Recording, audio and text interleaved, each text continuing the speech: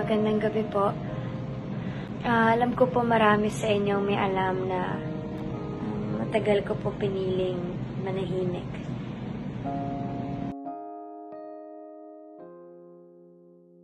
Malinaw pa sa sikat ng araw na hiwalay na talaga si Daniel Padilla at Catherine Bernardo. Matapos ang mga balitang sumambulat sa publiko, ang pagkikita di umano ng palihim ni Daniel Padilla at Andrea Brillantes ay ang ugat ng hiwalayan ni Daniel at Catherine. Unang binalita ng pambansang showbiz columnist manager na si OG Diaz ang balita na sa kanyang source ay nagkikita di umano si Daniel at Andrea ng palihim.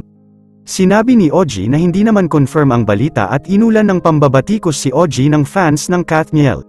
Matapos ang ilang araw na makalipas ng pagsiwalat ni OG ng issue ni Daniel at Andrea, tila nagbigay ng senyales si Catherine Bernardo na totoo ang sinasabi ni OG dahil sa pag-unfollow nito kay Andrea Brillantes.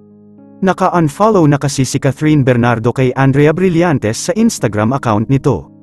Matapos ang pag-unfollow ni Kath, sumambulat ang pag-unfollow ni Andrea Brillantes kay Catherine Bernardo sa Instagram account nito. Tila nagbigay senyales na totoong may naganap na pagkikita si Daniel Padilla at Andrea Brillantes.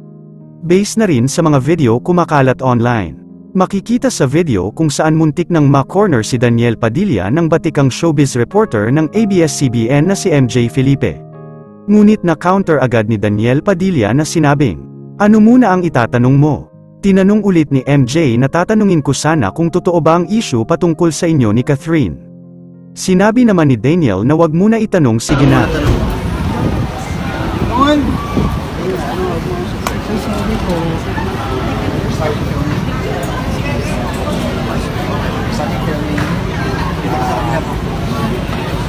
Makikita naman sa mga larawan kung saan recently lang na-upload ni Catherine na pansin ng mga netizens na dry ang mukha nito at napakapayat. Tanong tuloy ng fans sobrang stress ni Kath sa problema na pinagdadaanan niya kay Daniel. Matapos ang issue na ito, spotted together si Daniel Padilla at Catherine Bernardo sa isang event kung saan nakita sila na magkasamang sumasayaw. Makikita sa video na nilagpasan ni Catherine si Daniel. Anya sa balita lasing na si Catherine dito at may sinasabi kay Daniel na, "Wag na, tama na," na ibig sabihin na totoong hiwalay na talaga ang dalawa. Publicity lang ang ginawa ng dalawa upang mabalanse ang fans sa issue na hiwalay na sila. Hindi lang nila maamin sa ngayon dahil may milyones pang project ang dalawa sa gagawin nilang movie sa 2024.